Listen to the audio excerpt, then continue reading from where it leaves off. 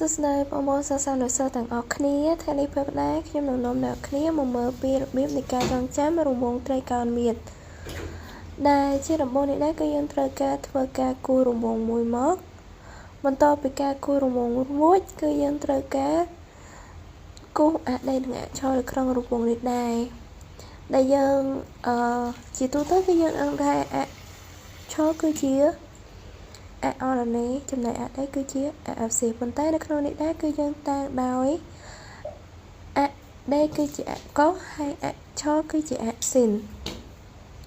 បន្តមកទៀតគឺយើងបានដឹងហើយថាគោលតម្រុយនៃអាគឺវាមានលេខ0ហើយមកទៀតយើងចាប់ផ្ដើមក្នុងរង្វង់គឺយើងចាប់ផ្ដើមពីដឺក្រេ0បន្ទាប់មកដឺក្រេ30គឺដឺក្រេ30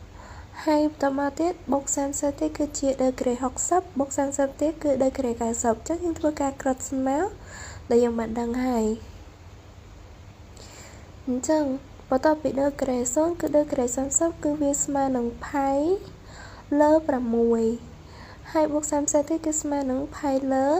3ដែលជាដឺក្រេ60បន្ទាប់មក90គឺផាយលើ2បន្ទាប់មកទៀតគឺយើងធ្វើការចែក